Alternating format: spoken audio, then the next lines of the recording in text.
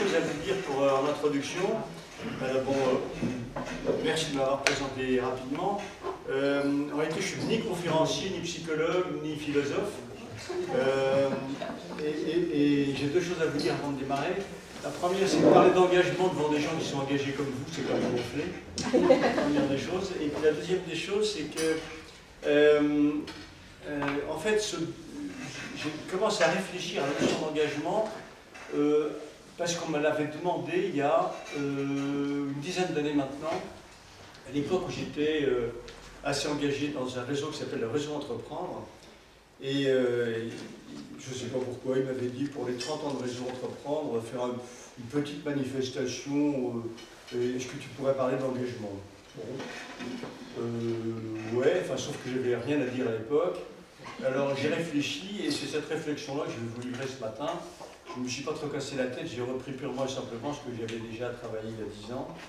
Et ça m'a donné l'occasion d'ailleurs, sur le plan anecdotique, d'être dans un endroit où je ne vais jamais, c'est-à-dire le ministère de l'économie et des finances. C'est gigantesque, je ne sais pas si vous êtes déjà allé là-dedans, mais c'est gigantesque. Et j'avais parlé juste après quelqu'un que vous connaissez un peu, qui s'appelle Emmanuel Macron. Voilà.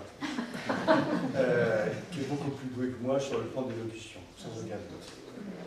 Et dernière chose que je voulais dire, c'est que le fonds après-demain, dont je vous reparlerai peut-être tout à l'heure, enfin, au fur et à mesure des questions s'il y en a, c'est un fonds qui porte un certain nombre de projets associatifs. Et nous, on vote, on a un conseil d'administration avec un comité d'engagement, on est 8 à voter. Et quand il s'agit du projet de Jeanne Balve, le vote a été unanimement oui. Et donc je voulais vous le dire parce qu'on est très conscient de l'importance de ce que vous faites et de la qualité avec laquelle vous le faites. Et donc c'est à moi de vous dire merci, plutôt que le contraire d'ailleurs, puisque c'est grâce à vous. Nous, on est juste des acteurs, accompagnateurs par notre financement, puis aussi extra-financièrement, comme vient de l'expliquer juste avant. Donc voilà, donc bravo et merci pour tout ce que vous faites. Voilà. Alors, je me suis interrogé la première question, je me suis mis dans le fond, alors si, je peux peut-être vous parler de mes... Alors, j'ai une dernière chose à vous dire, enfin. C'est pas évident de parler de soi, parce que forcément, ça a un côté un peu, on se met en avant, je vais forcément dire des choses qui ne sont pas toutes négatives, j'espère, et évidemment, des choses qui dépendent un peu de moi. Alors, c'est un peu une forme d'orgueil que j'aime pas trop, mais bon, on m'a demandé de parler de ça, je parle de ça, quoi. Donc je vais vous parler un peu de mon expérience. Alors, l'engagement, d'abord, juste, ça fait près de 60 ans que je suis engagé. Non pas que j'ai pas 100 ans, mais j'en ai 75 cette année. Donc j'étais engagé, juste pour vous situer un peu la nature des engagements, puis après je vous dirai pourquoi je me suis engagé. Après je vous dirai quelles ont été les conséquences de cet engagement pour moi, puis peut-être pour l'environnement. D'abord, j'étais engagé comme responsable unité Scout de France. J'avais 17 ans à l'époque. Après, je me suis occupé de l'accompagnement des chômeurs longue durée à l'œil-écoute. Après, je me suis beaucoup, et pour moi c'est un engagement, je me suis engagé dans mon entreprise, beaucoup sur le management participatif des personnes. Je me suis engagé en tant que président dans un GIE professionnel pendant une dizaine d'années. J'ai aidé l'implantation de l'ADI à Nantes. Je me suis engagé beaucoup avec Maria Novak. J'ai été vice-président du BDF 44, j'ai été président du Club de Nantes à l'Association de progrès du management, j'étais vice-président national, j'étais à Réseau Entreprendre, j'étais administrateur et membre du bureau national, j'ai été président fondateur d'une association d'un programme qui s'appelle les Entrepreneuriales, j'ai créé le fonds Après-demain dont on a parlé tout à l'heure, dont je suis président fondateur, j'ai créé parallèlement à cela une association qui s'appelle Permis de construire, dont on reparlera tout à l'heure, pour insérer les personnes sous main de justice. Je suis toujours président fondateur, pas pour très longtemps. Et j'étais aussi à l'Esprit de Famille, une association qui regroupe les fondations familiales où j'étais vice-président. Donc, vous le voyez, j'ai été globalement plutôt assez engagé. Et je me suis interrogé à ce moment-là en me disant, mais dans le fond, pourquoi tu as fait tout ça? En fait, je me suis dit, mais quels sont les facteurs qui m'ont amené, c'est plutôt assez naturellement, à m'engager? Est-ce que c'est lié à ma nature propre? Est-ce que c'est lié à mon éducation? Est-ce que c'est lié à mon environnement? Moi, je pense que c'est lié un petit peu à tout cela. Il est vrai que j'ai des parents qui ont été assez engagés. Maman a 97 ans aujourd'hui. Elle a arrêté ses engagements depuis pas très longtemps. Tenez-vous bien, elle s'occupait d'un club de 3e âge qu'elle avait créé quand elle avait 50 ans. Elle en a arrêté la présidence à 90 en me disant il faut quand même que je laisse mes petits vieux. Alors, les raisons d'engagement, pour moi, il y a un certain nombre de critères que je vais vous développer, et après je vais vous dire quelles sont les causes pour lesquelles je me suis engagé. Quand on prend conscience que l'existence, vraiment, elle dépend des autres, enfin, ici, par exemple, on est chauffé, accueilli, nourri tout à l'heure, on a des relations avec autrui. Quand on prend conscience que l'existence qu'on a dépend des autres, et que notre bonheur ne peut se construire qu'avec le concours des autres, alors il me semble naturel d'accorder de la valeur à l'autre, et de se sentir concerné par sa situation, et donc de s'engager pour ça. Je crois que l'homme est fait pour vivre avec des relations, on ne peut pas vivre sans rien. L'homme n'existe pas seul, il existe parce qu'il vit avec les autres. Et la véritable richesse d'une société pour moi, c'est ce que disait d'ailleurs Edgar Morin, c'est la capacité à créer du lien et de la solidarité. Ceci est d'autant plus vrai quand on a une vie heureuse, ce qui a été mon cas, ce qui est toujours mon cas. Je crois qu'il faut être conscient des douleurs qui nous sont épargnées et avoir pour cela en conséquence une exigence de solidarité. On ne peut pas dire « ça ne me concerne pas ». Je crois que le devoir moral, à un moment donné, s'impose et chacun peut faire sa part. D'ailleurs, quand on réfléchit bien, quand on lit sur cette question-là, l'enfant, quand il naît, il est par nature altruiste.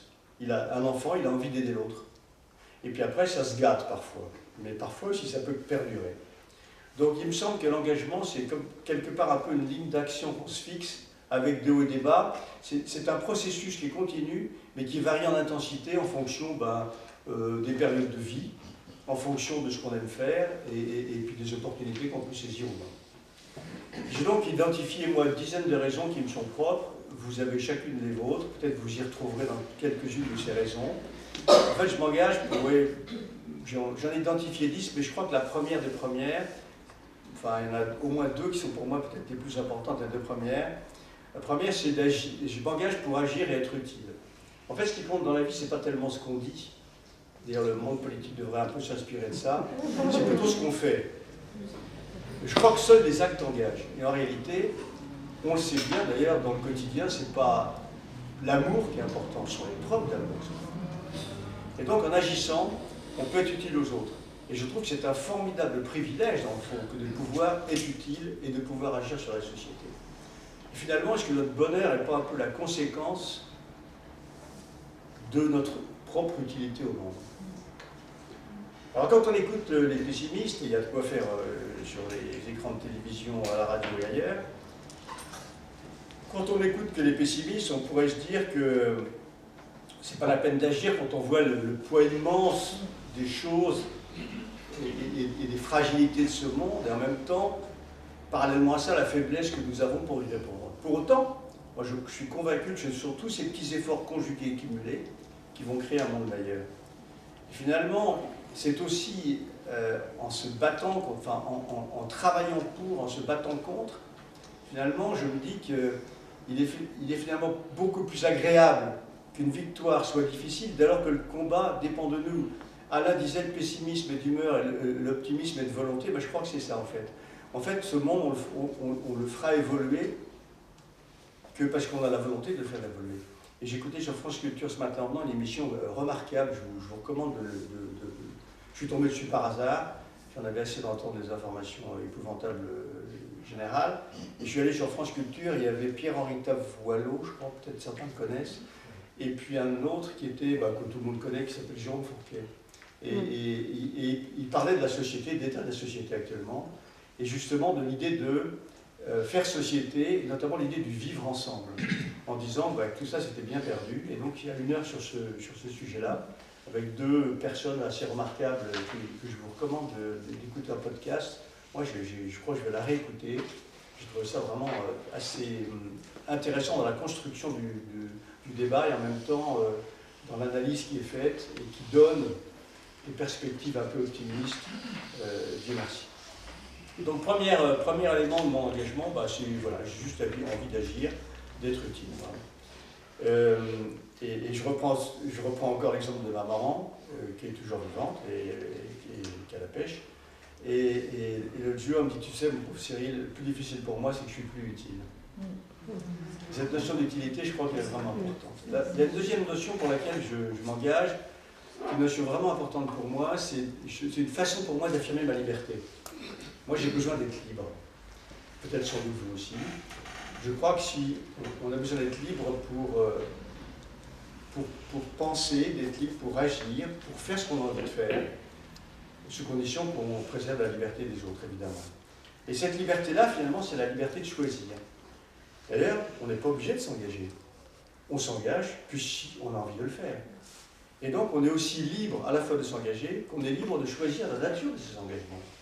Et donc, à ce titre, je trouve que c'est important quand j'entends des gens qui me disent « Ah ouais, je suis retraité maintenant, alors tu vas voir, c'est au Paul, je vais faire du bénévolat. » What next quoi? Enfin, faire du bénévolat, ça veut dire quoi? Ah, ça veut dire que tu vas donner de ton temps. Oui, d'accord, mais tu vas faire quoi? Le bénévolat, vous faites du bénévolat, mais d'abord vous travaillez sur une cause. C'est cette cause qui vous fait tenir. Donc je pense que, enfin pour moi, ce deuxième volet d'affirmer la liberté, il est vraiment important. Et en plus, il est d'autant plus important que ça résiste au temps. C'est-à-dire qu'en fait, comme on le fait librement, et que quand on s'engage, on se donne de la peine, bah, personne n'y force finalement, parce que je suis libre de le faire ou de ne pas le faire. Alors évidemment, j'aime à le faire moi personnellement pour des causes qui me touchent plus profond de ce que je suis. Alors on va en reparler tout à l'heure, privation de liberté, isolement social, entrepreneuriat aussi. Voilà les trois causes moi, qui me touchent le plus, sur lesquelles je suis engagé. Et en fait, s'engager, pour moi, c'est pouvoir concilier, je parle de liberté, mais c'est pouvoir concilier à la fois la liberté et la fraternité pour, allez, disons-le, un monde un peu plus juste, quoi. Le troisième point sur pourquoi je m'engage parce que j'ai envie d'améliorer la vie des gens. C'est un peu orgueilleux de dire ça peut-être, mais en fait je m'engage parce que je suis assez insatisfait. Confucius disait si le monde marchait droit, je ne chercherais pas à le changer. Je crois qu'il y a trop de gens qui sont malmenés dans ce monde. Et moi j'agis pour aider à transformer la vie des gens un peu, pour tenter d'influencer le cours des choses par petites touches successives. C'est un peu l'histoire du colibri de Pierre Rabhi, à mon niveau. Je pense pouvoir, et en tous les cas devoir, changer quelque chose à quelque chose. En fait, prendre soin des êtres, ça m'intéresse. Contribuer à rendre plus juste et plus solidaire ce monde, on pourrait dire que misère et surabondance cohabitent. Donc tout simplement, on pourrait regarder son prochain. Et je crois que une vraie démocratie, la démocratie est bien malmenée dans le monde, et particulièrement en ces temps, une vraie démocratie, ça doit être là pour protéger les plus faibles, pour chercher à corriger un peu les inégalités qui menacent la société d'éclatement. Aider l'autre et montrer aux plus fragiles, aux plus démunis, à tous ceux qui ne croient plus à la société, qu'on peut encore y trouver sa place. Donc pour moi, voilà, vouloir changer peut-être et vouloir essayer d'améliorer la vie des gens. Je m'engage aussi pour exprimer ma révolte. Il y a des moments où il y a des situations qui me révoltent. Et j'aime beaucoup Camus. Et, il y a une phrase de Camus que j'aime beaucoup qui dit s'engager au plus profond de son être, au service de ce qu'il y a de meilleur dans l'homme, contre tout ce qui écrase, qui souille et qui bafoue. Et ça me touche au plus profond de mon être, ça. Je suis révolté de voir des situations, par exemple, on a créé en même temps qu'on a créé la Fondation Après-Demain, on a créé une association qui s'occupe des problématiques de réinsertion dans la société des personnes sous main de justice. Donc le monde carcéral, on peut le dire comme ça, brièvement. Ce monde sur lequel d'ailleurs la société porte un regard extrêmement dur et réducteur, souvent d'ailleurs par méconnaissance, d'ailleurs on a peur de ce qu'on ne connaît pas. Mais quand on regarde ça de près, la prison est terriblement cruelle. Peut-être vous ne le savez pas, en maison d'arrêt, qui représente à peu près un peu plus de 80% des peines, enfin des gens qui sont emprisonnés, ils sont en maison d'arrêt, Ce sont des peines qui sont inférieures à 2 ans. Je ne veux pas dire que ce sont des petites peines, il n'y a pas de petites peines, il n'y a pas de petits délits. N'empêche que ce ne sont pas des crimes. Donc plus de 80% des gens qui sont enfermés dans une maison d'arrêt, parfois qui ne sont pas jugés, qui sont prévenus, ces personnes-là vivent dans des conditions de détention qu'on ne donnerait même pas à nos animaux de compagnie. Les conditions de détention, elles sont absolument dégradantes et inhumaines. Imaginez-vous une pièce de 10 à 12 mètres carrés dans laquelle vous avez 4 lits, parfois un matelas par terre, un écran de télévision poussé à hauteur, et vous devez vous laver devant les autres, vous devez déféquer devant les autres, pardonnez-moi, vous devez tout partager avec les autres, et vous y êtes enfermé 23 heures sur 24. 23 heures sur 24. Peut-on appeler ça faire humanité? Donc ça me révolte, et donc quand on a créé le fonds après-demain, pour tout vous dire, je n'avais pas du tout prévu de lancer une association là-dessus, on n'y connaissait rien en plus. Puis ma dernière fille, quand on a regardé la matrice, à la fin, on a beaucoup travaillé, on a travaillé pendant 2 jours, 2 samedis et demi complets, enfin 2 samedis complets pour voir ce qu'on allait faire avec notre fondation. Et à la fin, on est arrivé sur une espèce de matrice où on a croisé liberté et puis lien social, puis on s'est dit au croisement des deux, c'est le monde carcéral.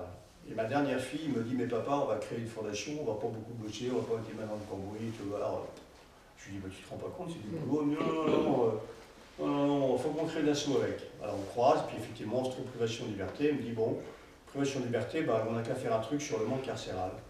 Je lui dis, t'es pas bien, on n'y connaît rien, c'est un sacré boulot en plus. Elle me regarde, puis elle me dit, bon, on le fait. Qu'est-ce que je voulais faire? Résister à l'appel de sa dernière fille.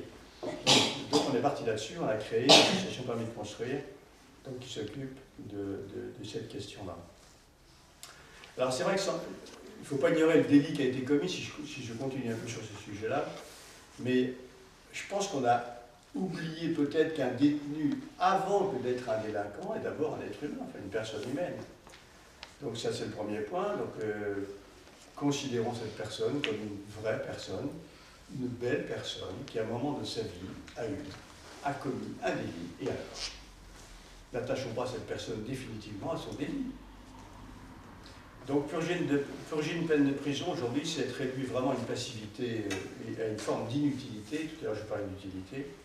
Donc la peine elle devient complètement contre-productive.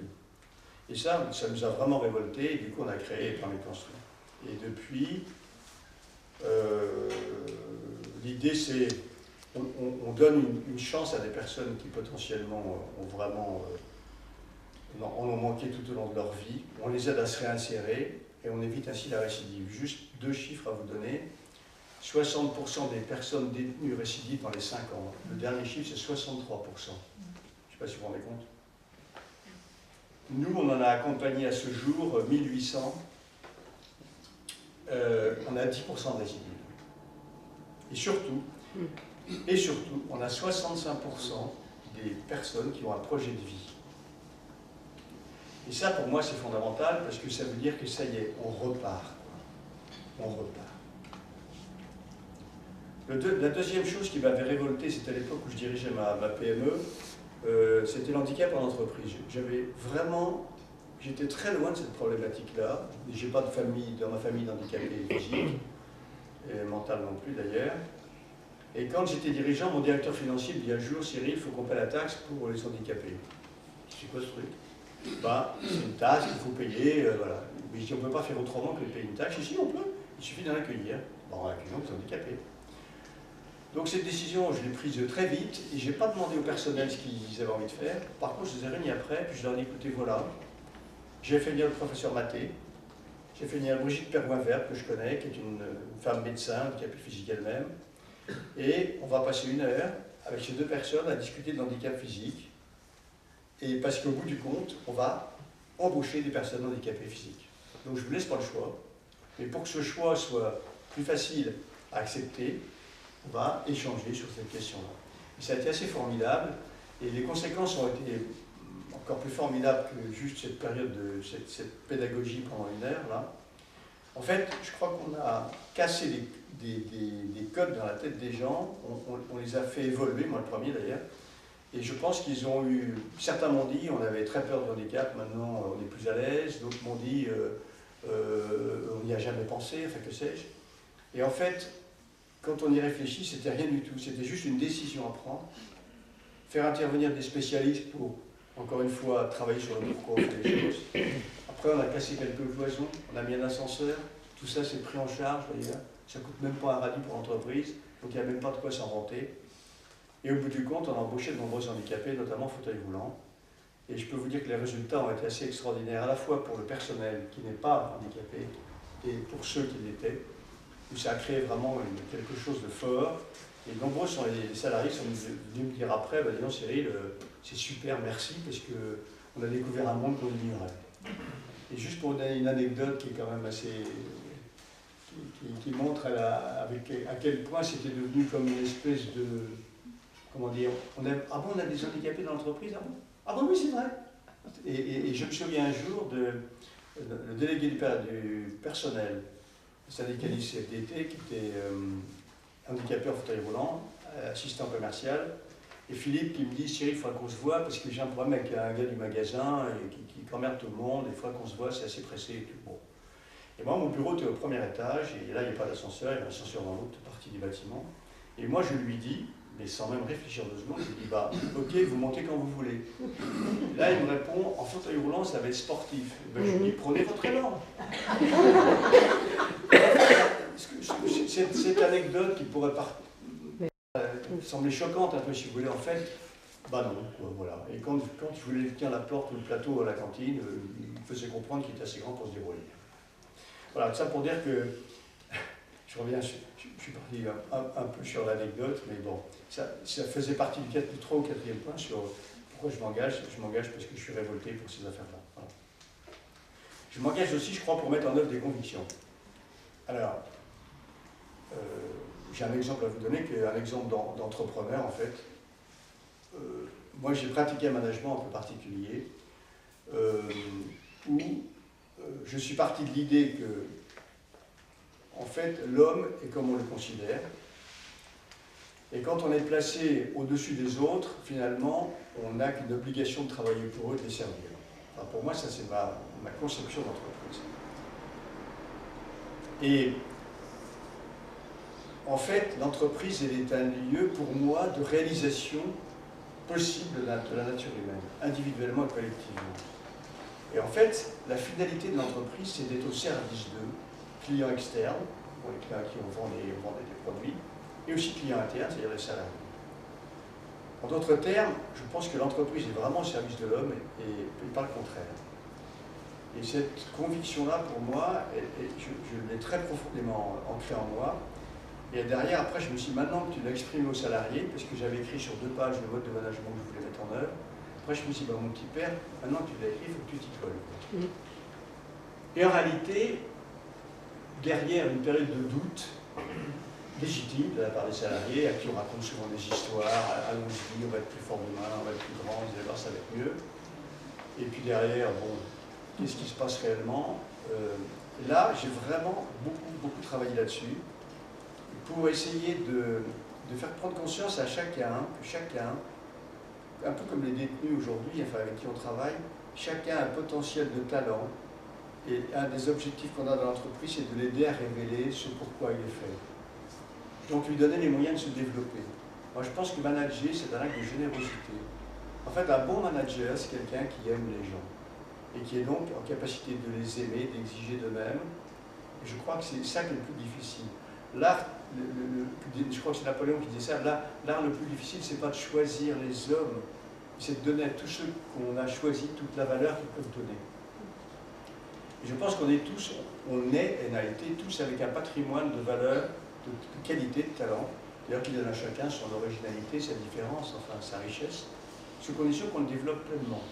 Donc je pense que dans manager, manager c'est animer, dans animer il y a aussi aimer, et sans être fleur bleue, en fait, parce que je crois que derrière l'amour il faut aussi exiger, je crois qu'il faut aimer l'autre tel qu'il est, pour ce qu'il est, sans avoir à juger, voilà, et ceci se nourrir de lui, voilà. c'est croire en son intelligence, à sa volonté de faire, de bien faire. Et je crois encore une fois que si on fait confiance aux êtres humains, ils vous le rendent au combien. Et en fait, ça a généré donc, je vous parle de ça parce que c'est quand je vais parler après de la fondation. Ça a généré quoi? Ça a généré de la performance sociale et de la performance économique. Et dans un métier comme le nôtre, qui est un métier de négoce, donc j'avais une PME, une petite boîte, on était 150. Dans un métier de négoce, on prétend souvent que le résultat net, qui est quand même le juge de paix, hein, le résultat net, c'est 1% net après impôt. Et donc moi j'ai fini ma vie professionnelle avec un résultat net de 10%. Et on avait les mêmes produits, on avait les mêmes types de clients que tout le monde. Cherchez l'erreur, cherchez la différence, elle est simplement, je crois vraiment, dans le management des hommes et des femmes de cette entreprise. Et je crois vraiment que l'entreprise peut contribuer au bonheur des gens et au progrès de la société. Deuxième exemple, dans les convictions, on peut aussi apprendre aux jeunes, c'est vraiment un public moi, qui m'intéresse, on peut vraiment apprendre aux jeunes, leur donner confiance et leur dire, vous êtes vous, toujours dans le cadre de l'entrepreneuriat, en capacité de créer des boîtes. Et donc moi j'ai aidé, j'ai créé une association qui s'appelle les entrepreneuriales, les Entrep aujourd'hui. Et aujourd'hui, il y a 18 000 personnes, il y a 18 000 jeunes qui ont bénéficié de ce programme, qui est un programme 100% gratuit, 100% terrain. Et c'est un programme qui marche bien, moi je ne m'occupe plus maintenant. Mais ce qui m'a intéressé là-dedans, c'est l'idée qu'il y a beaucoup de jeunes qui sont en fac de chômage. Quand vous êtes en fac de lettres, vous êtes en fac de psycho, peut-être moins maintenant, parce que ça se développe. Mais il y a beaucoup d'endroits où vous faites des facs et vous sortez de là. Qu'est-ce que je vais faire de ma vie? Je crois qu'il y a des orientations scolaires qui sont parfois un peu hasardeuses et on met de côté souvent cette capacité ou cette possibilité offerte à des jeunes de pouvoir faire de l'entrepreneuriat. Et quelque part, c'est ce qu'on a essayé de faire avec ce programme et ça marche. Autre cause pour lesquelles je m'engage, qui est une cause qui est plus personnelle, car je crois que quand on s'engage, on le fait aussi pour soi, c'est d'apprendre, de continuer toujours à apprendre et continuer à développer mes compétences. Et ceci est d'autant plus vrai quand on vieillit. Je pense que quand on a fini d'apprendre, c'est qu'on est vraiment vieux. Donc, quand on s'engage, je trouve qu'on apprend beaucoup des autres, on apprend beaucoup des situations qu'on vit. Et quand on donne, on révèle aussi le meilleur de soi-même, quoi, et on donne tout ce qu'on a, tout son potentiel. Et donc on apprend aussi beaucoup sur soi.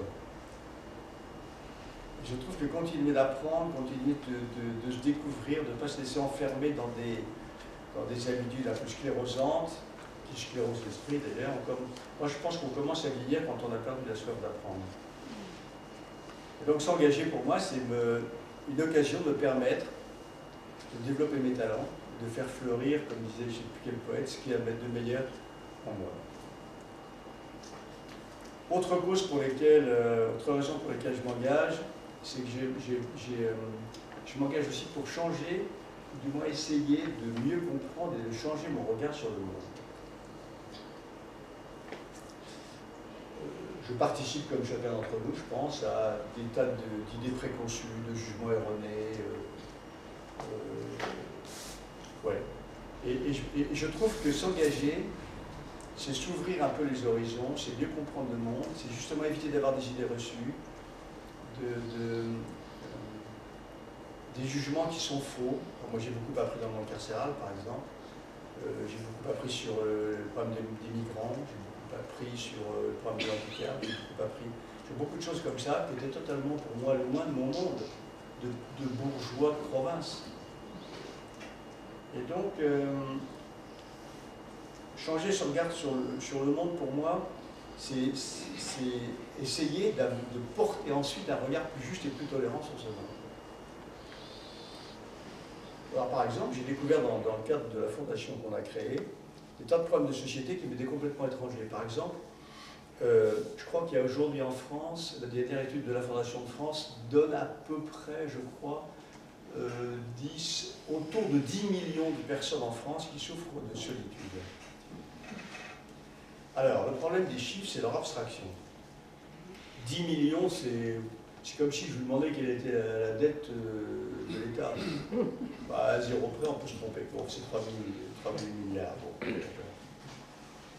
mais donc, à un moment donné, c'est abstrait. 10 millions de personnes, c'est un côté abstrait. Sauf que c'est 10 millions de fois moi. C'est sans chou, quoi. Il y a 10 millions de personnes qui sont aujourd'hui seules et qui crèvent de leur solitude, enfin, sur le plan physique et psychologique. Et à cette occasion, j'ai découvert aussi qu'il y avait des gens qui étaient ce qu'on appelait des aidants naturels, vous en faites peut-être partie, qui passent parfois jusqu'à 5 heures par jour à aider leurs proches. Et je trouve que s'engager, c'est ça, c'est aussi bénéficier de cette ouverture d'esprit que sans doute je n'aurais pas eu autrement. M'engager aussi, c'est être audacieux, c'est oser, c'est prendre des risques. Je crois qu'on a la vie de ces risques en fait. Si on ne prend pas de risques, ben on subit. Et si on subit, mon Dieu, on meurt d'ennui. Donc on n'est pas tenu de réussir, bien évidemment, on est tenu d'essayer.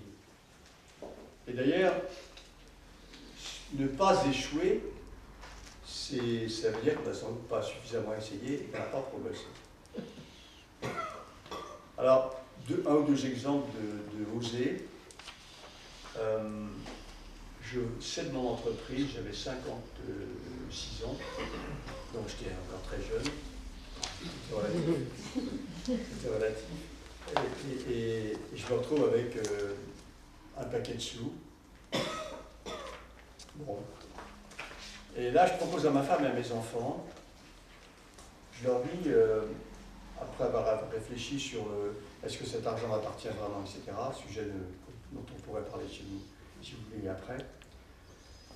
Je propose à ma femme et à mes enfants de créer quelque chose, je ne sais pas trop quoi encore. Je leur ai dit, écoutez, j'ai envie que cette somme d'argent qui ne nous appartient que partiellement, j'ai envie de mettre un gros paquet de cette somme, finalement qui est un patrimoine familial, mais j'ai envie de vous déshériter partiellement, le mot est fort, mais surtout de faire quelque chose avec ça qui pourrait être utile pour la société civile dans laquelle nous vivons. Et je leur propose donc à la fois de les déshériter, chose que j'ai appris, je ne savais pas, on ne pouvait pas déshériter des enfants. Et j'ai appris depuis qu'il faut garder 25% par enfant, j'en ai 3, ça fait 75. 75% de la valeur de la société, c'était beaucoup d'argent. Et j'ai dit non, je trouve ça aberrant. Donc je vais leur dire en quoi je trouvais ça aberrant, et on s'est réunis avec ma femme et mes 3 enfants, sans les conjoints cette fois, vous verrez les conjoints rentrent après dans le sujet, en disant écoutez voilà, patrimonialement, voilà, et voilà l'argent. Et moi je propose qu'on passe au-delà de la réserve héréditaire, et que si on veut faire quelque chose qui tienne la route, je ne sais encore pas trop quoi, on peut le construire ensemble. Et là, ils ont été chouettes, ils m'ont dit, écoute, c'est ton argent, c'est toi qui l'as gagné. 2, si c'est pour être utile, formidable. Et pourquoi éventuellement y participer, pourquoi pas. Bon, l'affaire a été réglée. On démarre là-dessus. Voilà. Et quand je leur propose de participer au fonctionnement ensuite, quelque chose qu'on va créer ensemble, je prends le risque d'essuyer les refus et d'entendre, on n'a pas le temps, c'est compliqué de travailler en famille, on n'a pas les compétences, c'est quand même un gros paquet d'argent qu'on donne, on n'aura plus. Enfin, donc, quelque part, je prends un peu un risque. Là-dessus, en plus, j'ai 2 conseils qui me sont donnés. Un par un notaire qui est un ami et un conseiller de plus longue date, et 2 par un expert comptable qui est mon commissaire aux comptes, ami de plus longue date aussi. Et l'un me dit, tu sais, tu veux donner un gros paquet tout de suite, vas-y mollo, moi je fais ça par étapes. Bon. Le second me dit, oh là, tu veux faire sans famille. Oh, bon. Mais je reviens à la question de la conviction, quoi. Il y a un moment donné, je ne peux pas vous l'expliquer, je ne sais pas pourquoi, je me suis dit, mais c'est bon, j'y vais, quoi. Et ça va marcher. J'y suis allé, et ça marche. Donc on a créé en 2010 le 7 membres de la famille, incluant les conjoints. Alors j'ai eu une question qui m'a, juste comme petite anecdote, j'ai eu une question qui m'a été posée lorsque j'intervenais comme ça en philanthropie. Et quelqu'un me dit, mais monsieur, vous avez créé votre fondation, vous y avez mis les conjoints? Et bon, je lui réponds, bah oui, évidemment. Ah, bah, c'est quoi l'évidence, me dit-il.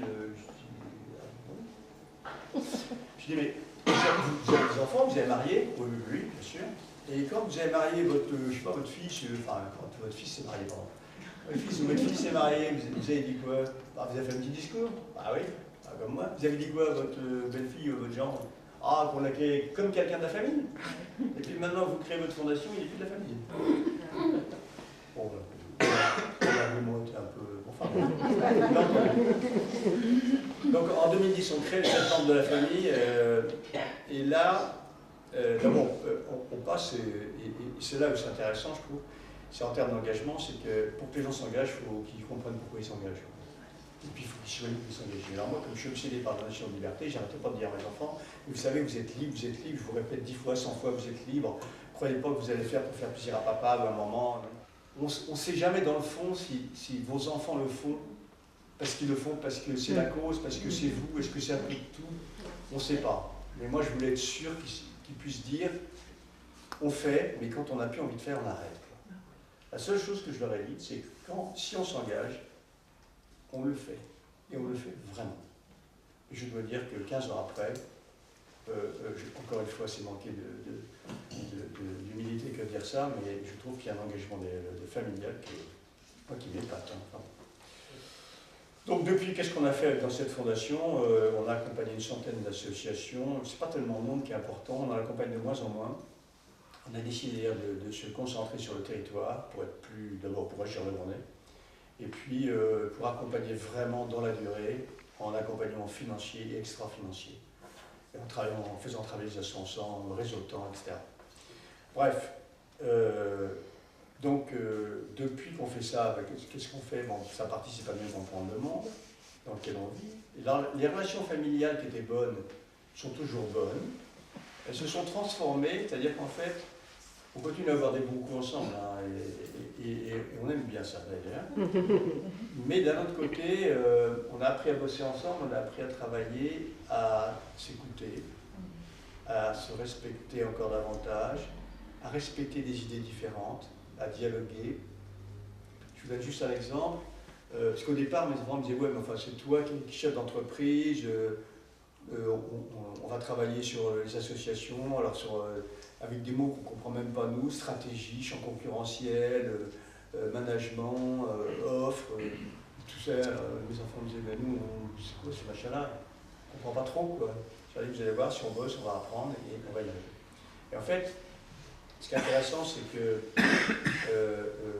au départ, ils pensaient que c'était le fondateur, président, enfin bref, etc., enfin le vieux, en gros, qui allait porter tout ça. Et en réalité, ils se rendent compte que, ben non, cette fondation, c'est vraiment eux qui la portent. Et juste pour donner un exemple, un peu anecdotique aussi, on fait des comités d'engagement et on fait chacun une voix, et à la majorité des voix, on prend une décision. Alors au début, mes enfants pensaient que c'était moi qui allais décider, puisque c'est moi le président, le fondateur, etc. Et en fait, on fait vraiment le boulot comme on doit le faire, et je me suis rendu compte que j'arrivais parfois avec des idées, enfin même souvent avec des idées, en me disant ouais, on va pouvoir financer cette association-là, parce que je la trouve bien, pour telle et telle raison, ou l'inverse. Et puis le tour de table, les avis étaient parfois différents, et quand le tour de table était fini, je demandais ce qu'on en refasse un second, à l'aune des réflexions des uns et des autres. Et les positions étaient modifiées. Et c'est là où on se rend compte de la puissance du groupe. C'est-à-dire qu'en fait, on n'est pas des enfants, des parents qui sont dans une fondation, on est des administrateurs qui administreront une personne morale qui s'appelle un fonds de dotation. Et l'avis de chacun compte, et l'avis des uns et des autres font évoluer les autres. Et ça, j'ai trouvé ça assez intéressant. Et donc, du coup, ça génère, d'abord, je pense qu'on prend des meilleures décisions, puis en plus, ça permet à chacun de comprendre que, bien sûr, chacun est porteur de sa vérité, mais grand Dieu, quel danger, quoi. En fait, c'est intéressant d'entendre aussi la vérité de l'autre, quoi. Donc, je m'engage pour oser être audacieux, parce que j'aime ça, je crois. Et un autre exemple, où là je me suis planté.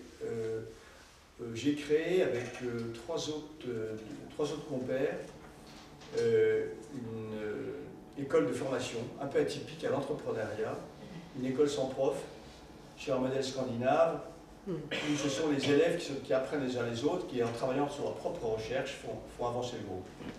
Cette école s'appelle Team Entrepreneur, je parle au passé parce qu'on l'a arrêté. On a fait une première promotion qui a bien marché, et puis après il fallait être reconnu par les pouvoirs publics, etc., ce qui n'a pas été possible, donc on a finalement décidé d'arrêter. Mais c'est un gros investissement personnel, j'ai passé beaucoup de temps là-dessus, et financier aussi. Ça m'a demandé à peu près 2 ans de boulot et pas mal de sous, et ça n'a pas marché. Donc il faut aussi l'accepter, quoi. Dernier point, peut-être pas le dernier, mais il y en a encore 2 ou 3 autres. Ça va, j'ai coupé le peu, oui. Un autre point pourquoi je m'engage parce que j'aime bien être en relation. En fait, on le sait bien, dans une vie, qu'est-ce qui fait sens dans une vie, c'est ce qui nous relie aux autres. C'est pas moi qui ai dit ça, c'est Saint-Exupéry. Et on l'a très bien vu en plus après 3 années de Covid et d'isolement. Retrouver le goût des autres, ça fait du bien, quoi. Et donc, quand on s'engage, on le fait avec d'autres. Et je trouve que quand on s'engage, comme on le fait avec d'autres, sur des sujets qui sont communs, on vit une relation qui est assez vraie en général. Puisqu'on partage l'action et qu'on mouille la chemise ensemble. Et donc on fait des rencontres qui sont superbes sur le plan humain. On rencontre des gens plutôt assez hors du commun, parfois de milieux sociaux différents. Encore une fois, ça participe à l'ouverture d'esprit. On trouve des gens qui sont passionnés, donc passionnants.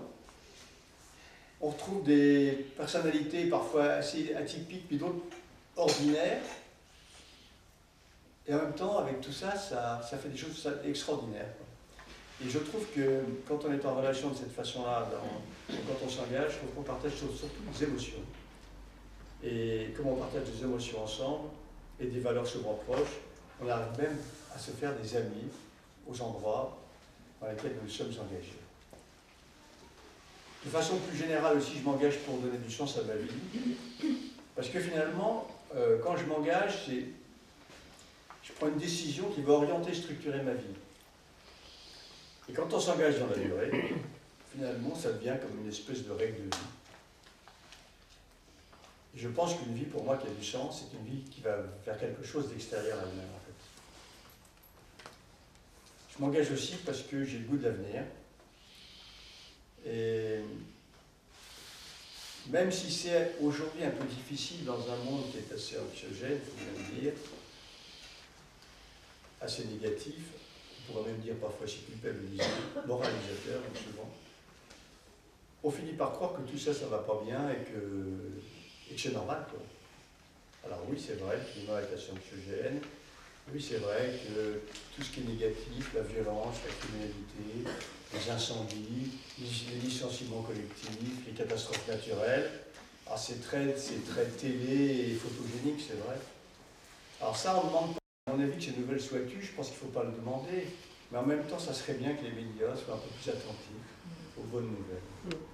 Mais je pense qu'on ne pousse pas les gens à agir, on est désespérants. Or, on nous parle souvent que des choses qui vont mal et des gens qui se comportent mal. Mais moi, je défends vraiment cette idée qu'on aimerait bien aussi entendre parler des millions de personnes.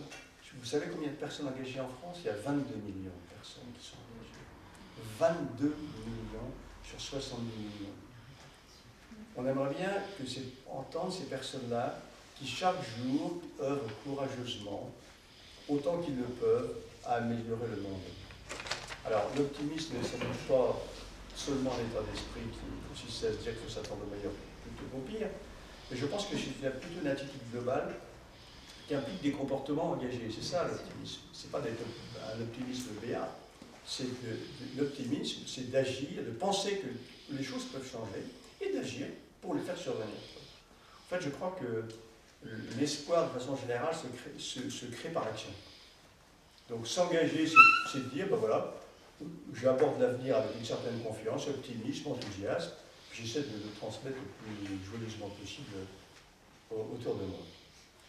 Donc voilà grosso modo les 10 raisons pour lesquelles je m'engage. Alors, qu'est-ce que ça traduit, qu'est-ce que ça a comme conséquence concrètement? Alors, vous l'avez bien compris, s'engager pour moi, ce n'est pas un sacrifice, hein. C'est plutôt se mettre au service des autres. Mais en même temps, ce n'est pas un acte qui est totalement désintéressé. Je crois qu'on s'engage aussi parce qu'on y trouve son compte. Et Dieu merci.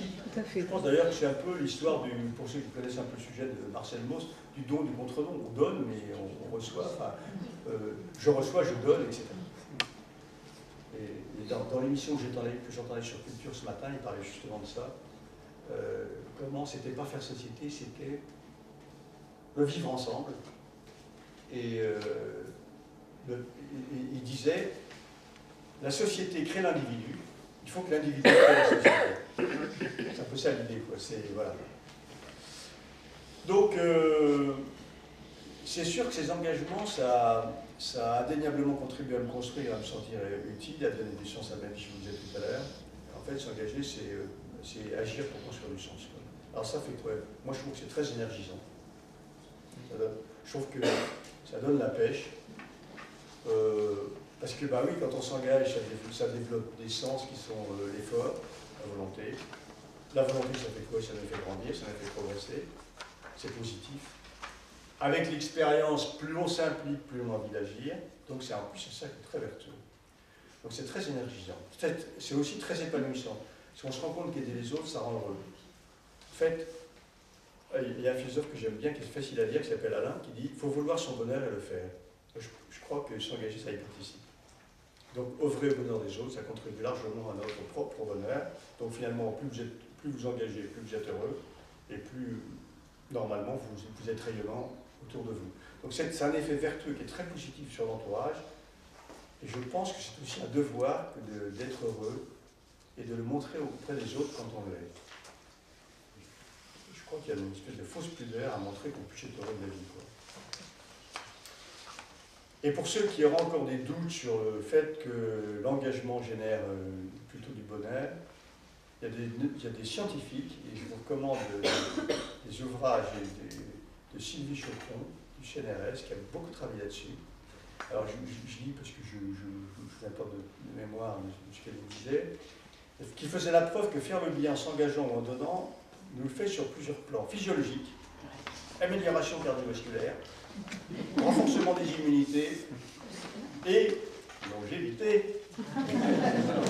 Sur un plan psychologique, ça améliore l'humeur, on est plutôt heureux, on a plus du plaisir à être. Sur le plan cognitif, on est plus attentif à autrui, on est plus créatif, la mémoire plutôt meilleure. Et enfin, dernier point, bénéfice moral, ça diminue le stress. Et plus on donne du temps et de l'argent, plus le bénéfice pour soi est élevé. Conclusion. S'engager pour moi, n'est-ce pas finalement tenter de répondre à la très belle question de Camus. Je reviens souvent sur Tocqueville. Que pouvons-nous faire pour que les hommes jouissent de la paix, de la justice, de la beauté, de l'amour, du simple bonheur d'être? Voilà. L'essentiel dans tout ça, comme dit l'autre, c'est d'avoir fait de son mieux. Eh oui. Voilà.